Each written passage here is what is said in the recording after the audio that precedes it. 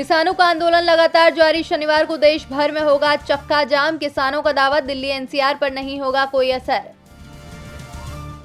राज्यसभा की कार्यवाही जारी। धन्यवाद प्रस्ताव के साथ किसानों के मुद्दे पर भी की गई बात। शांतिपूर्ण तरीके से चल रही सदन में चर्चा।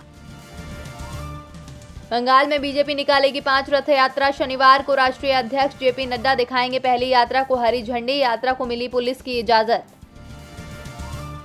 ममता बनर्जी पहली बार बंगाल में पेश करेंगी अंतरिम बजट। बंगाल के वित्त मंत्री अमित मित्रा की बीमारी के चलते ममता बनर्जी पेश करेंगी बजट। चुनाव के लिहाज से बजट पर लोगों की है नजर।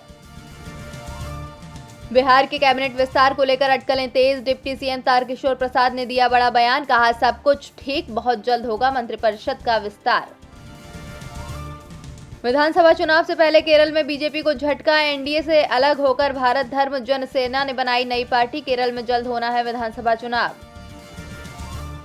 राहुल गांधी का मोदी सरकार पर तंज। कहा, बजट में सैनिकों के साथ हुआ विश्वासघात। इसमें सिर्फ पूंजीपति मित्रों को लाभ पहुंचाने का काम हुआ।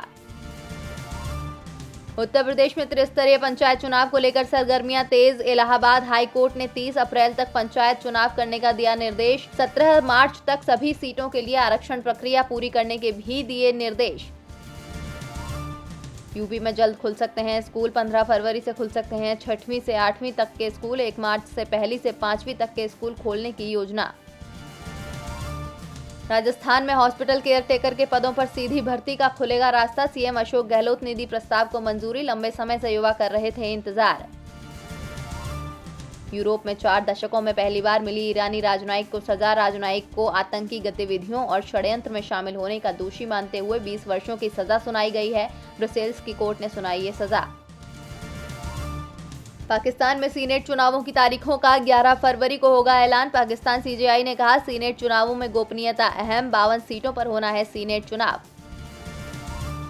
जॉनसन एंड जॉनसन ने अमेरिका से अपनी कोरोना वैक्सीन के आपात इस्तेमाल की मांगी मंजूरी। अमेरिका पहले ही 2 वैक्सीन फाइजर, बायोएनटेक और मॉडर्ना को आपात इस्तेमाल की मंजूरी दे चुका है।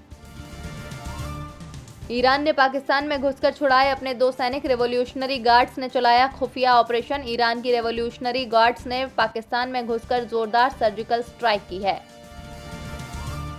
इजरायल के प्रधानमंत्री बेंजामिन नेतन्याहू ने कोविड-19 लॉकडाउन के कारण यूएई और बहरीन की यात्रा स्थगित की। हाल ही में इजरायल सरकार ने कोरोना वायरस लॉकडाउन को 5 फरवरी तक बढ़ा दिया था। वहीं बेन गुरियन एयरपोर्ट 7 फरवरी तक बंद रहेगा। रिजर्व बैंक ऑफ इंडिया की मौद्रिक नीति समिति बैठक में आज रेपो रेट में कोई बदलाव नहीं किया गया। रेपो रेट 4% पर अब भी बरकरार। ये लगातार चौथी बार है जब एमपीसी ने नीतिगत दर को यथावत रखने का निर्णय लिया है।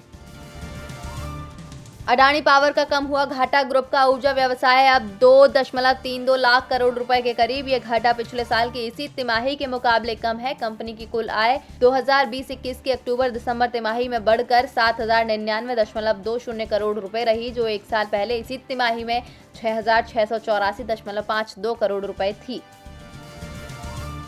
ड्रग्स केस में दिया मिर्जा की एक्स मैनेजर राहेला फर्नीचरवाला और करण सजनानी गिरफ्तार। सुशांत सिंह राजपूत की मौत के बाद इस मामले में लगातार कार्रवाई की जा रही है। अब तक इस मामले में 30 से ज्यादा गिरफ्तारी हुई है।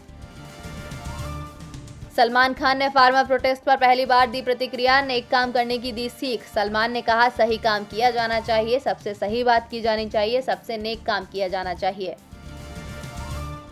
इंडिया वर्सेस इंग्लैंड के टेस्ट का पहला दिन आज। इंग्लैंड के 2 विकेट गिरे। रूट और सिबली क्रीज पर। बुमराह, अश्विन ने गिराए 1-1 विकेट।